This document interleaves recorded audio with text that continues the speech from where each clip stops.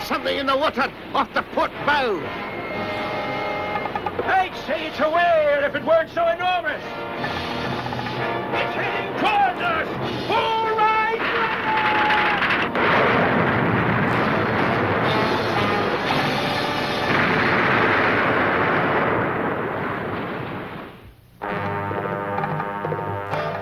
On July 20th, 1866, less than 8 months ago, the steamer Governor Higgins sighted what they thought was an unknown reef 5 miles east of the Australian coast.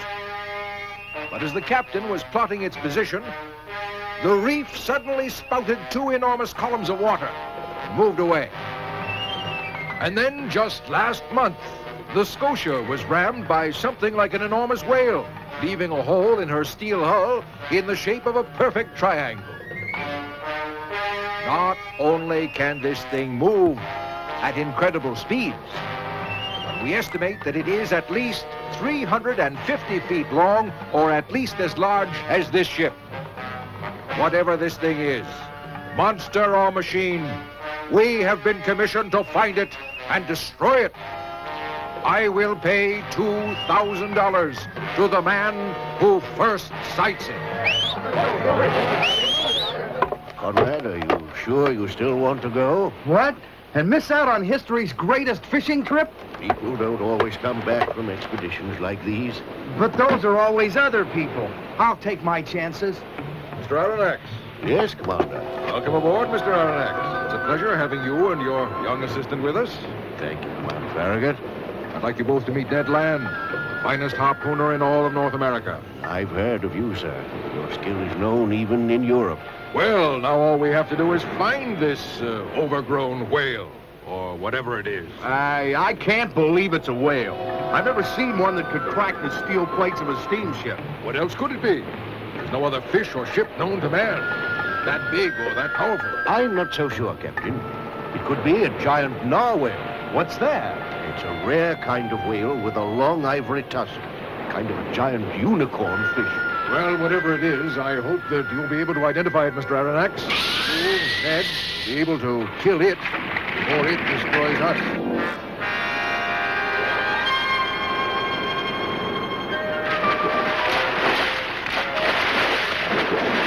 Look, he caught it. Gee, Conrad, that's a female porpoise. She reminds me of my little sister, Fifi. Here, Fifi. 2 months and we've sighted nothing but porpoises. I'm very discouraged, Conrad. We'll be the laughing stock of the world when we get back. I know, Conrad, I know. Ahoy! There she blows! Look, there. That's it. That must be it. Burn the longboat! Come on in, monster, and find the end of my harpoon.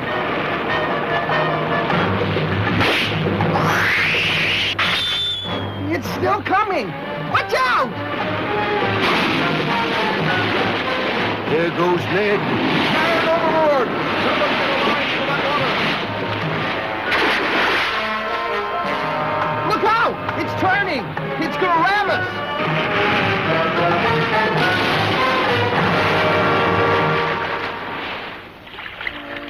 I don't know how much longer I can hold out, Conrad. I think I see something, Mr. Aronnax. What? I'm not sure, but I think... Yes, it's Fifi. Grab hold. I wonder where she's taking us. Maybe to land. It must be at least 1,000 miles from land, Conrad. What was that? Ahoy! Ned! Welcome aboard, Mr. Aronnax. What is this? Your giant narwhal. What? I can't believe it. It's man-made. Take your hands up.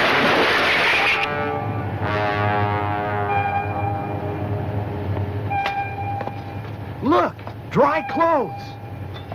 Seal skin and some strange cloth I've never seen before. It almost looks like it was woven from seagrass.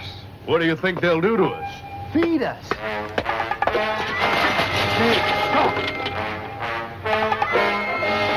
Release man. Who are you? Where are we? I am Captain Nemo, and this is my undersea ship, the Nautilus. What are you going to do with us, Captain? Since your ship attacked mine, you are technically prisoners of war, but I have decided to treat you with hospitality. You will have the freedom of the ship, but of course, you will never be allowed to leave. Ever? Never. And if we don't want to stay? You have no alternative, Mr. Land.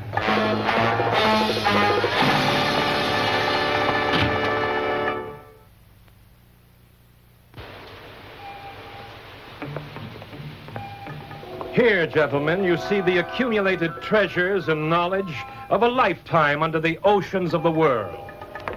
What's this? A flawless, uncut ruby from the world's largest ruby mine. Under the Indian Ocean, of course, and known only to me. You must be a rich man, Captain. I could easily pay the United States national debt. Tell me, Captain, how were you able to build a ship larger, faster, more powerful under the water than anything man has been able to yet devise out of water? Electral thermal power. I have invented a process which converts salt water into an energy more powerful than anything known to man. You will see, gentlemen, that I have designed my ship to depend only on the sea around it. We will never need the world you have just left. You will never set foot on dry land again. How do you like your steak, Mr. Land? Good. What is it? Octopus. Your vegetables are freshly picked from the ocean floor. Seaweed? Everything you are eating and will eat aboard the Nautilus comes from under the sea. Very tasty. What about my milk, Captain? We get it from mother sperm whales, my boy. Enjoy it. It's very good for you. The Nautilus and the sea around it have provided me with everything I need. I have renounced the life of so-called civilized men on Earth, a life which you mistake for liberty. So, Captain, you are just as much a prisoner in this ship as we are. On the contrary, Mr. Land, the entire undersea world is my personal domain. I alone live here, and its vast resources are mine alone to enjoy.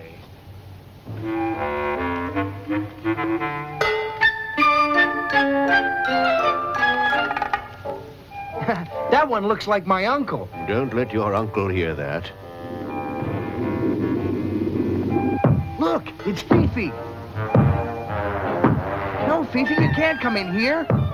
Gentlemen, we have been cruising underwater for 3 weeks now. Yes, Captain, and I'm getting restless inside this overgrown cigar of yours. Then perhaps you'd like to join me for a walk in the forests of Crespo Island. When? Right now. Follow me. So, Captain, we're putting into dry land after all. I'm afraid it won't be very dry. What do you mean? I mean, we will walk on the ocean floor and explore the underwater forests of this island. We'll drown. No, we'll wear these special underwater suits, which will both protect us and allow us to breathe. Amazing. By filling this chamber, we will be able to grow accustomed to the enormous pressure at this depth without being crushed by it.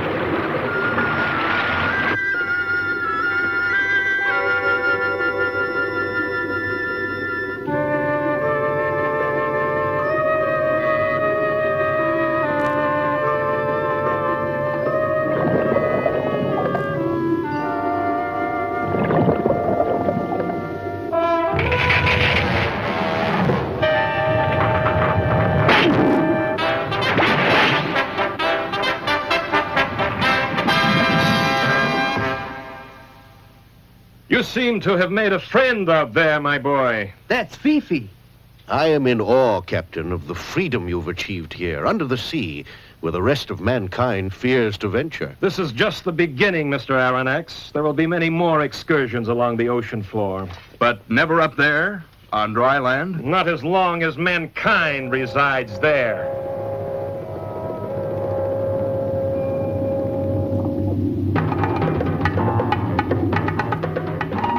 Wow, It's incredible. Our speed is so great that everything we pass blurs together. Where are we? The captain is taking us into the Mediterranean through a secret passage he calls the Arabian Tunnel. I hope Fifi can keep up with us. It feels like we're in a rocket. A rocket to freedom, I hope. As soon as we're in the Mediterranean, we must try to escape. How? We'll hijack the dinghy. I don't know, Ned. I'll be sorry to leave this extraordinary voyage. But who knows when we'll get another chance like this, so close to civilization.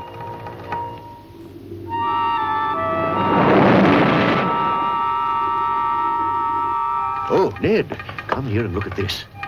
What is that? Thousands of tiny fish that give off light from their own bodies. They're phosphorescent. I hope we would be able to make a break for it tonight. We can't do anything if we stay underwater. Yes, Ned, I know. Our only hope is that he'll surface to replenish the air supply. We've stopped. Mr. Aronnax, Yes, Captain. are you familiar with Vigo Bay? You mean where the Spanish treasure ships from the New World were scuttled? Did you know the sea held such riches? I knew these treasures were valued at $2 million. Now you are beginning to understand the extent of my wealth, Mr. Aronnax. Yes, I see. But surely it's more than one man can use. It would be if it were just for one man, but it's not enough yet to do what I need to do, what I must do. I don't understand, Captain. No, I guess you don't. No man has ever understood, or ever will.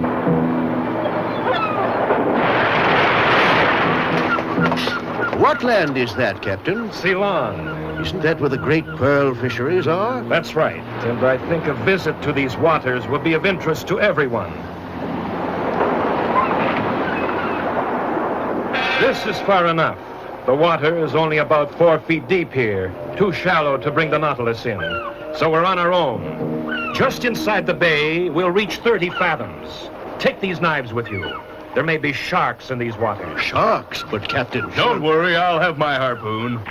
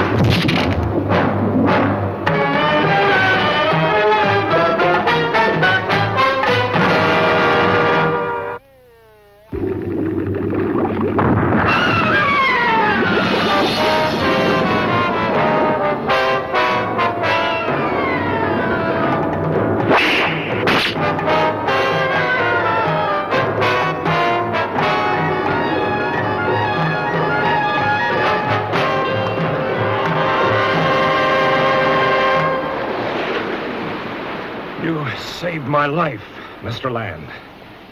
You have my thanks. Only because I owed you that, Captain. Now the slate is clean. Captain, why did you leave that incredible pearl behind? Why should I take it now, when each year it increases in size and value?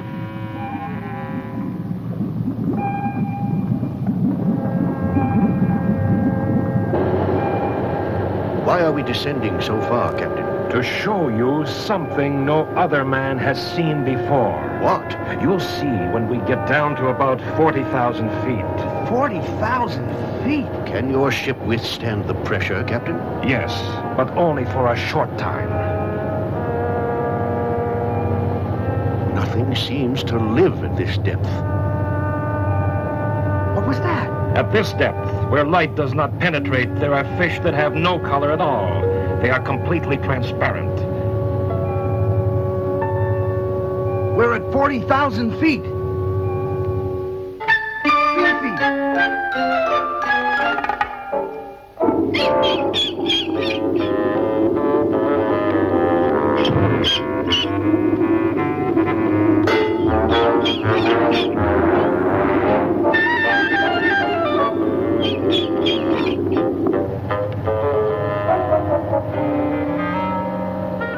Fifi, doesn't like it down here. I don't like it down here. What's that noise? The hull straining under the pressure. Perhaps we ought to surface, Captain. Yes, Mr. Aronnax. My thought, precisely.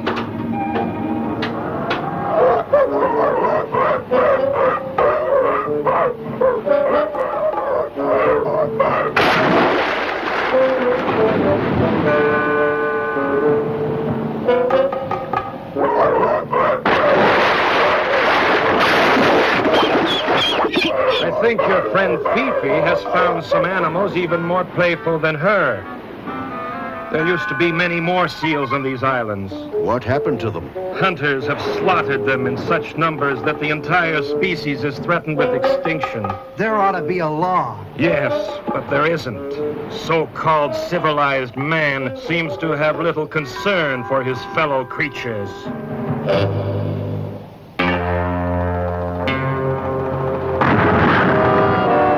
There it is, gentlemen. The Great Ice Barrier. It's enormous. I've always wondered what's on the other side of that wall of ice. Have you? Perhaps we'll find out. No man has ever crossed the Great Ice Barrier. Until now. Captain, are you serious? Where others have failed, I shall succeed. I am taking the Nautilus to the South Pole. Oh boy, the South Pole. How are we going to get there? Unless your Nautilus can fly, I don't see how you're going to get over that ice. Not over it, Mr. Aronnax. Under it.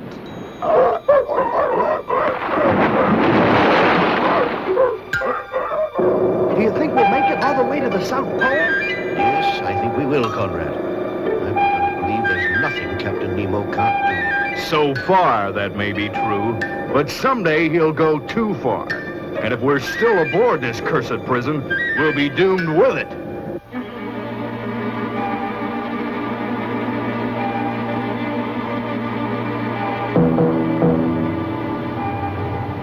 We're still under 2,000 feet of ice. We've been under for almost 2 days. I hope we don't run out of air.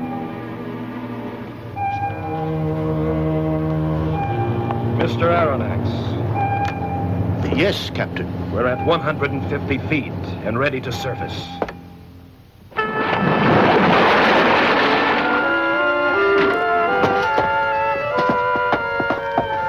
The South Pole. Shall we go ashore, gentlemen?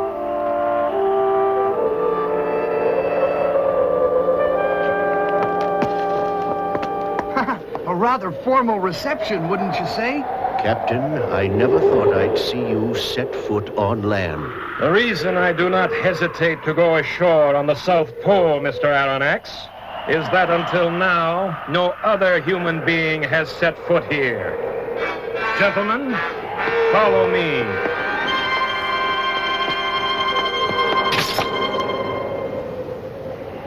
I, Captain Nemo, on this 21st day of March, 1868, having been the first man to clear the Great Ice Barrier, hereby claim possession of the South Pole. In whose name, Captain? My own. The sun is setting. Yes, 6 months of night will descend over my new domain. It's getting colder already. Okay, now all we have to do is get out of here. Hey! Whoa!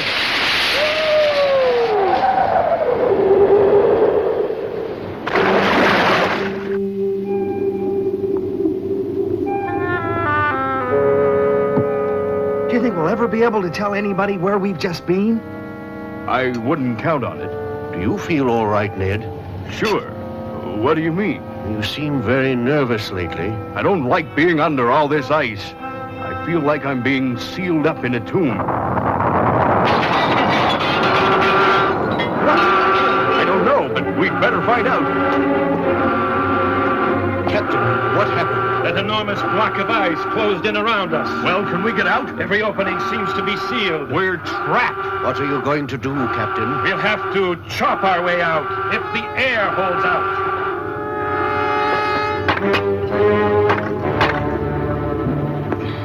Can you see anything, Conrad? They haven't broken through yet. I tell you, we're finished. Have faith, Ned. We still have a chance. Some chance, with only 2 hours of air left. Conrad.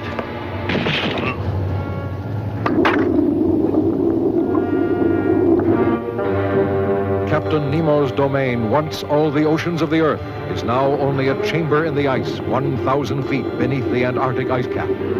Perhaps Ned Land is right, and the ice will become his tomb.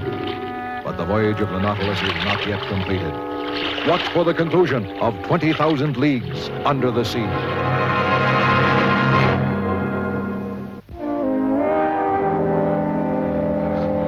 They're not getting anywhere.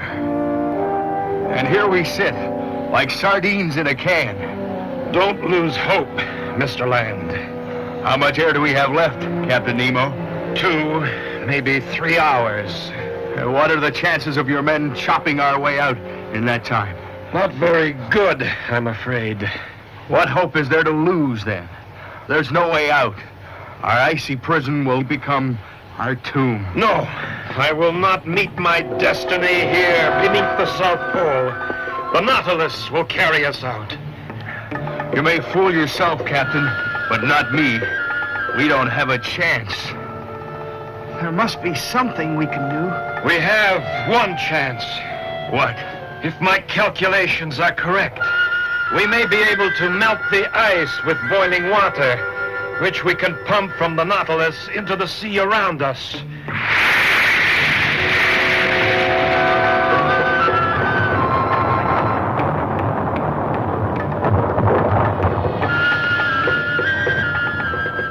Mr. Aronnax, can you hear me? Speak to me.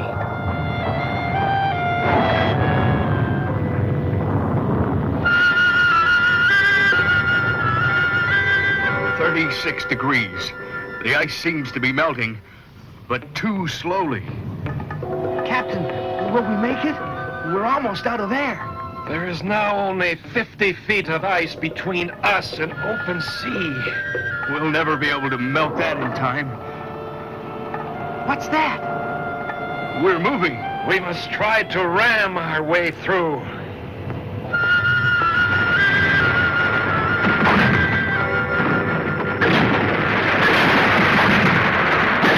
Stuck.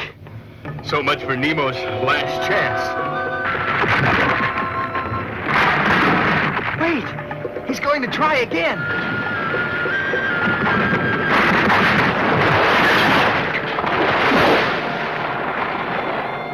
Mr. Aronnax, we've made it.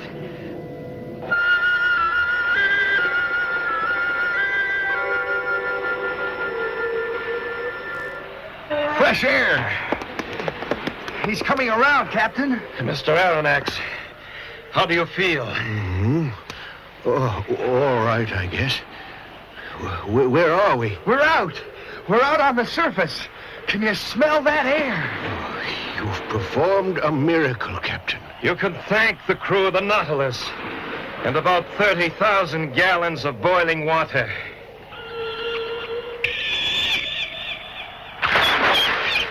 Look, it's Fifi. She's been waiting for us.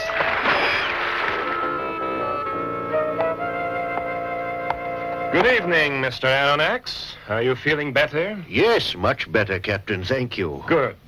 Do you think you're strong enough to accompany me on a rather special excursion tonight? Well, yes, I think so. There will be a lot of walking and climbing, and the roads are not very well kept up. Roads? Your description only increases my curiosity.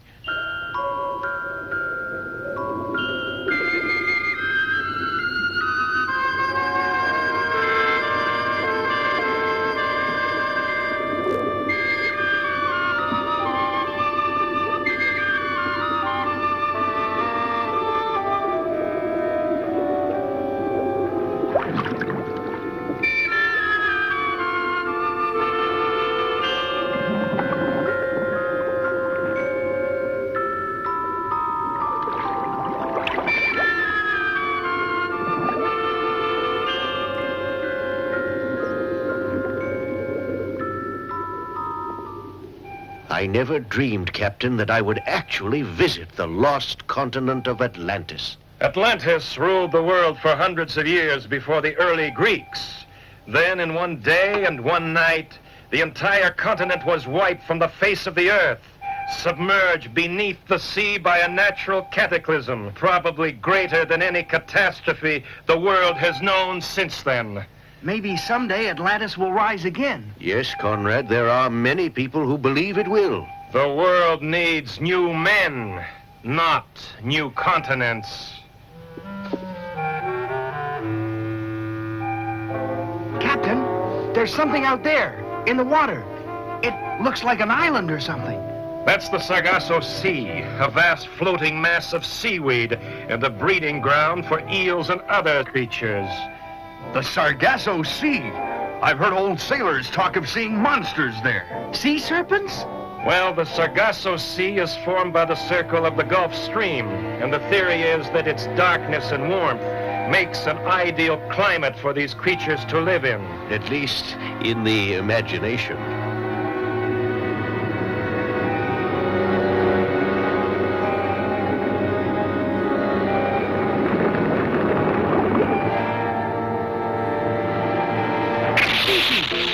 What was that? The biggest electric eel I've ever seen. He'll kill Fifi. What can we do? Give that eel a taste of his own medicine. What do you mean? Just keep your eye on him.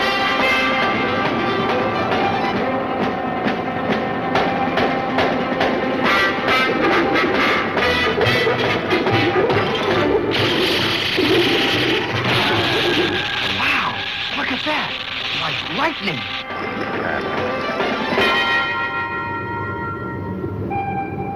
We're going under it. That's right. The Sargasso Sea is only as deep as the warm water.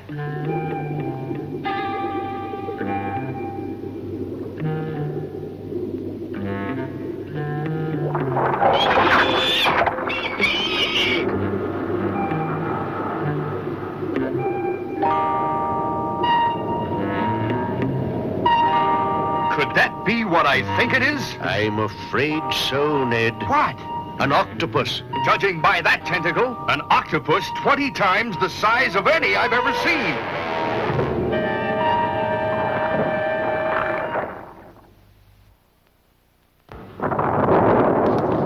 What happened? Look, What a horrible creature. we'd better find the captain. One of those creatures out there has fouled the propeller, and now we can't move. What do you intend to do? We'll have to surface and fight our way free. But how? Hand to hand. Look out! It's good, Conrad. Help! Help! Help! Help me from the line! Help! Help! Somebody! Anybody! Help! The water! I can't reach it. Nice work, Fifi. Someone help! There goes Ned.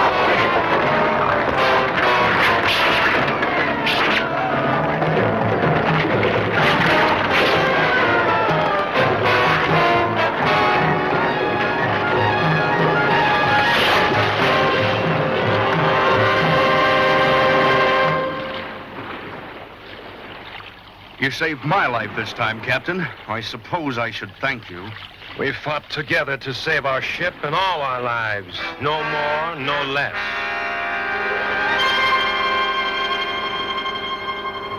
I tell you, I've had enough. We must escape. But, Ned, we don't even know where we are. I don't care. The next time we surface, I'm going to hijack that dinghy and we're going to get out of here. That will be very risky. No more risky than fighting off giant octopus or traveling under the South Pole. Who knows what grim fate waits for Captain Nemo beneath the sea. And since I am not the captain of this ship, I don't intend going down with it. I agree with Ned, Mr. Aronnax. We ought to try. Yes, I know, Conrad. All I'm suggesting is that we make our move when we know where we're going. Look! There's something out there, near the horizon. It's a whale. It's Fifi. Here comes the rest of the family. It's a whole school of whales. We're getting awfully close.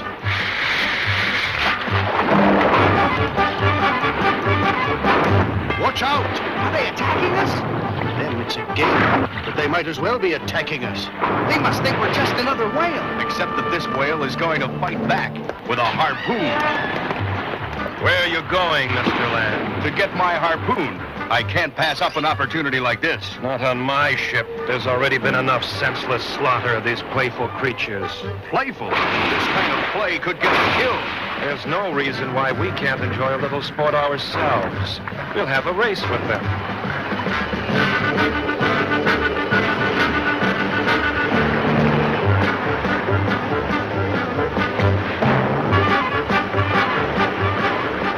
We did it! We won!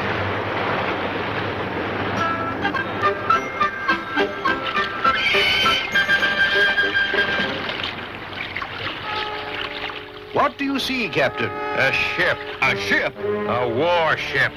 What flag is she flying? She flies no flag. We must signal to them. Don't know if she's friendly or not. Once we're floating in the water in the dinghy, they'll be friendly. Ned's right, Mr. Aronnax. They wouldn't abandon us. I'll get the dinghy ready. All right, Ned. Be careful.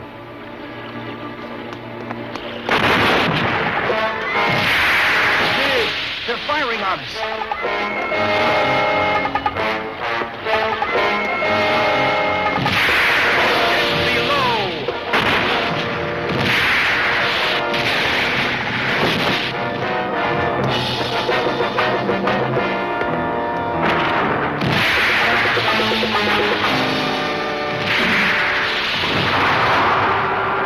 He's dead, Captain. That warship has signed her own death warrant. What are you going to do? Sink it. But, Captain... I am the victim, and out there is a ship of war. It is through war that I lost everything I ever loved and cherished. And today I lost one of my brave men. I will have my revenge. What's he going to do? I think we're diving. Maybe we can see from in here.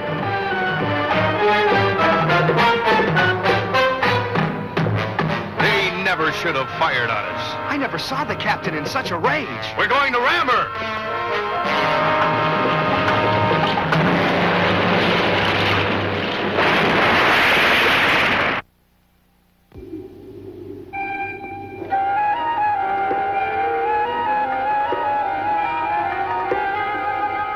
It's like the ground was covered in jewels. It is, Conrad. That's coral, and it's often sold as jewelry. It's beautiful. Here comes a friend of yours. Fifi. On horseback.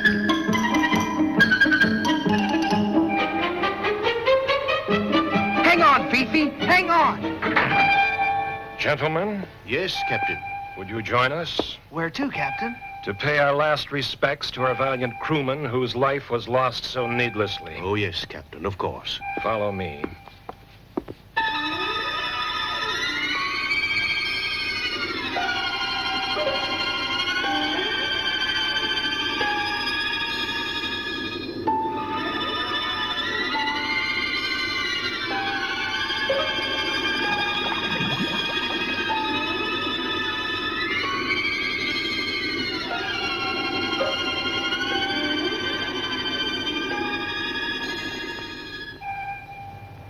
You mean he uses that cavern as a burial ground for his men? That's right, Conrad. I could see other crosses off in the shadows. Well, he won't be burying me there. Are you ready to go tonight, Mr. Aronnax? Yes, Ned, I'm ready. Meet us at 11 o'clock at the dinghy. Ned and I will be there, waiting for you. Very well. I'll be there. A toast to a successful departure. As much as I want to escape, I must confess that I'll miss this extraordinary new world Captain Nemo has shown us.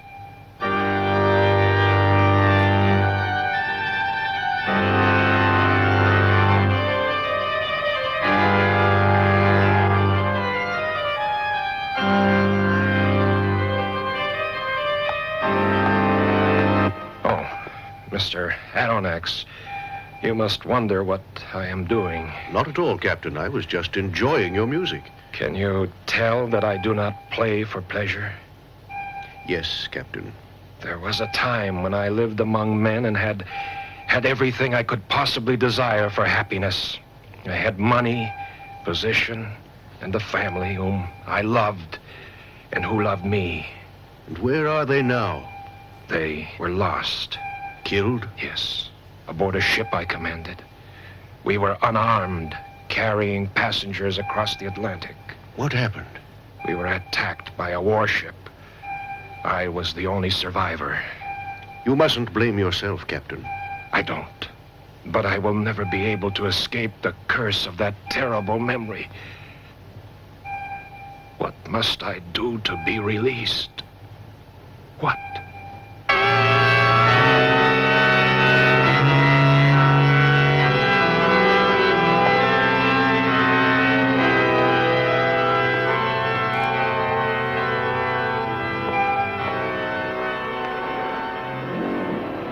Well, are you ready, Ned? Yes, there should be land about 20 miles northeast of here. Then we'd better get going. What's happening? A storm without rain? We're turning. The whole ocean's turning. It's the maelstrom. We're caught in the maelstrom. What? The giant whirlpool where the tides converge. Why doesn't the captain try to get out? No ship has ever survived the maelstrom. Much less a dinghy. But we must go anyway. Hurry, help me with these lines.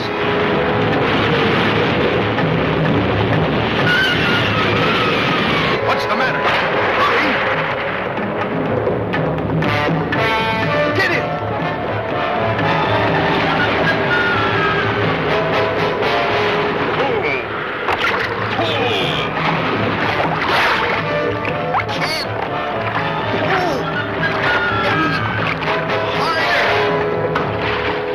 Now we're moving.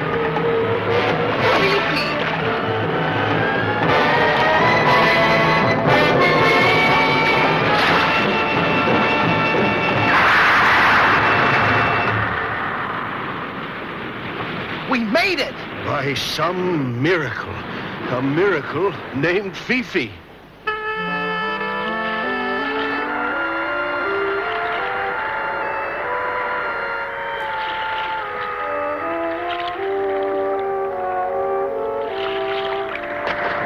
At last, dry land. My legs are still at sea. No wonder after 10 months without setting foot on solid ground. How far do you think we traveled? It must have been 20,000 leagues at least. Farther than most men travel in a lifetime on land. I know the rest of my life will be haunted by dreams of our voyage. Our lives just won't be the same. No, but at least our lives will be our own. I still don't see why Captain Nemo allowed himself to be caught in the maelstrom. Perhaps there was nothing he could do. Perhaps. But then I think only death could have released him from the sorrow he seemed to carry in life. I wonder where we are.